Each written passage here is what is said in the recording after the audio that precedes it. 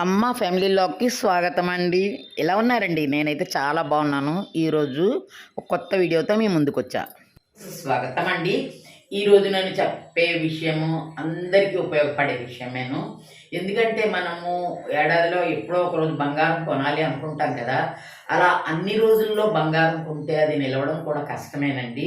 అందుకని బంగారం ఏ ఏ రోజుల్లో కొంటే నిలుస్తుంది, అలా దాన్ని వృద్ధి చెందుతుంది అనే విషయం నేను ఈ మీకు చెప్పబోతున్నాను.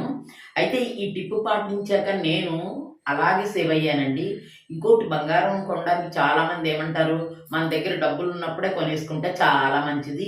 అదే మంచి రోజు అంటారు. కానీ అలా కొనుక్కున్న బంగారం ఎప్పుడో అప్పుడు ఏదో బ్యాంక్‌లో పెట్టడము, ఎక్స్‌చేంజ్ చేయడమో జరుగుతుంది. కానీ నేను చెప్పిన ఈ టిప్స్ ఫాలో అయితే అట్లాంటి అవసరమే మీకు రాదండి. అంత మంచి టిప్ మీ ముందుకి నేను తీసుకురాబోతున్నాను. మరెందుకు ఆలస్యం, అందరూ నాకు సపోర్ట్ చేస్తున్న వాళ్ళందరికీ స్వాగతం అండి, సుస్వాగతం. ఈ ఈ వీడియో చూసి లైక్ చేయండి. మీ అందరికీ ఉపయోగపడుతుందని ఎంతో ఆశతో ఈ వీడియో మీకు చేస్తున్నాను. బంగారం కొనాలన్నా, బంగారం కొని దాచాలన్నా అంత నమ్మకం ఉండదండి. ఎందుకంటే అది ఎక్కడో బిజినెస్‌లోనో, ఏ బ్యాంక్‌లోనో ఏదో దాంట్లో పెడితే వృద్ధి చెందుతుంది. కరెక్టేనండి. ఆడవాళ్ళకి ఎలా ఉంటుంది, చిన్న చిన్న పైసా కూడా కూడపెట్టి బంగారం కొనాలి అని ఉంటుంది ఆడవాళ్ళ మనసులో. అయితే నేను అలాగా నేను ఒకటి ఫేస్ చేశానండి. నేను కొన్న బంగారం అంతా నాకెప్పుడు తెలియలేదు కదా! కొనుక్కున్నాము, వేసుకున్నాను. అయితే ఇల్లు కొనేటప్పుడు ఆల్మోస్ట్ అంత బంగారం అమ్మేయవలసొచ్చింది. అప్పుడు మా హస్బెండ్‌కి తెలిసింది బంగారం విలువేంటి అనేది. అమ్మితే వచ్చిన డబ్బులు చూసి ఆనందపడ్డారనమాట.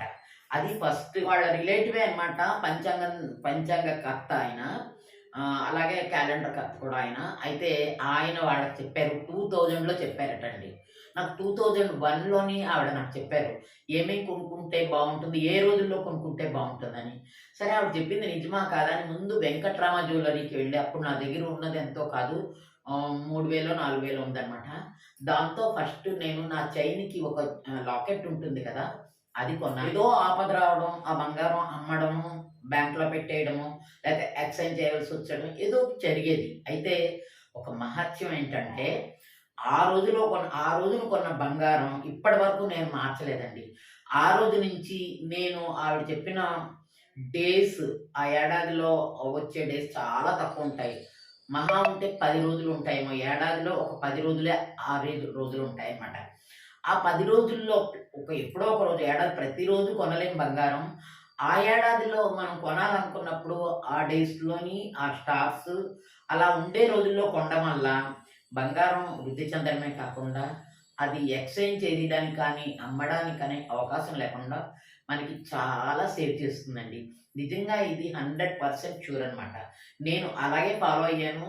ఇప్పటివరకు నేను అలాగే కొనుక్కున్నాను కూడా బంగారం. చాలానే కొన్నాను దేవుడి దయ వల్ల. అయితే నేను ఇప్పటికి కూడా చెప్తున్నాను. వాళ్ళ క్యాలెండర్ రాగానే నేను ముందు ఆ 2 రోజులు చూసేస్తాను. ఏంటి ఆ 2 రోజులు?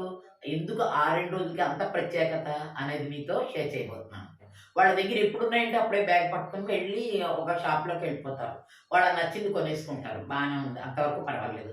అయితే వాళ్ళు కొన్న ఆ రోజు, ఆ డే, దేవుడు మన యందు ఉండి మనని ప్రొటెక్ట్ చేసే రోజు కొంటే ఇంక మనం ఆ బంగారం సేఫ్‌గా ఉంటుందనమాట. ఒక రకమైన చేంజ్ రాకుండా ఉంటుంది. వాళ్ళ పరిస్థితులు కూడా చక్కగా చక్కబడతాయనమాట.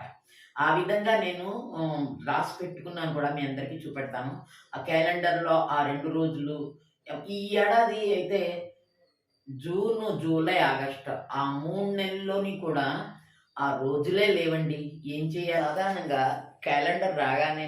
ఈ క్యాలెండర్ రాగానే ఇలా చూస్తానండి. చూసి గురువారం లేదు, శుక్రవారం లేదు అని చూసుకుంటాననమాట. ఈ గురు శుక్రవారాల్లో మొత్తం 4 నోట్లు చూస్తాననమాట. ఇక్కడ హస్త లేదు, పూర్వాషాఢ లేదు, అశ్విని, పునర్వసు లేదు. ఇక్కడ చిత్ర, ఉత్తరాషాఢ, భరణి, పుష్యమి. అయితే ఆల్రెడీ 26 జాన్యువరి అయిపోయింది.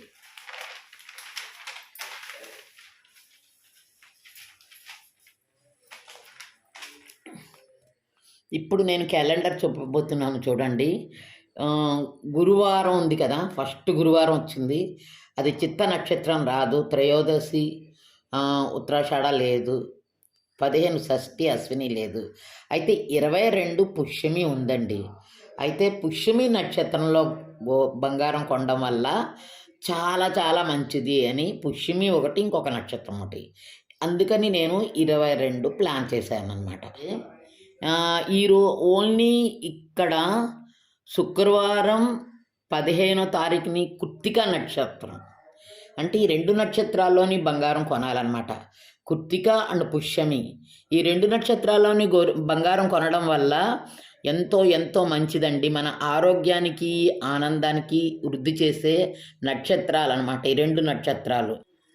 ఏప్రిల్లో గురువారం 11వ తేదీ వచ్చిందనమాట కృత్తిక నక్షత్రం. ఈరోజు కూడా మీరు కొనవచ్చు బంగారం.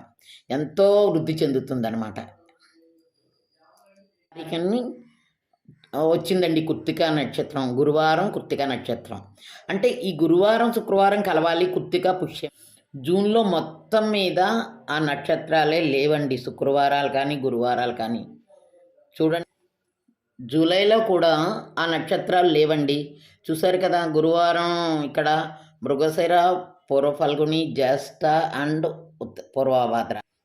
అలాగే ఆగస్టుకి వస్తే ఆగస్టులో కూడా ఆ నక్షత్రాలు లేవండి. చూసారు కదా, థర్స్డే గురువారం నాడు మృగశిర, ఉత్తర ఫల్గుని, జ్యేష్ఠ, ఉత్తరాభాద్ర.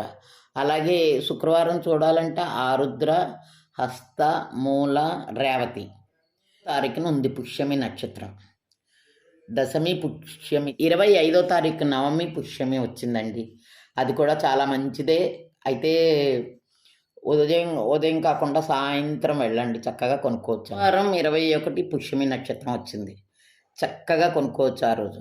3వ తారీఖు డిసెంబరు 13 కృత్తిక వచ్చింది కాబట్టి ఆ రోజు.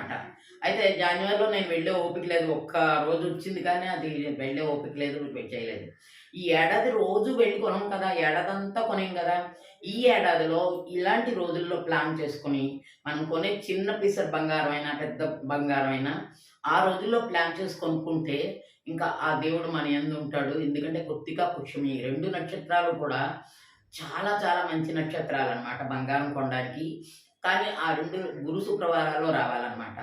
గురు శుక్రవారాల్లో వచ్చినవి ఇవే. ఆగస్టులోని, జూలైలోని, జూన్లోని అయితే లేవు. అయితే నేను ఇలా కొంటానండి, మీరు కూడా అలాగే కొని నాలాగే హ్యాపీగా ఉండాలని కోరుకుంటున్నాను.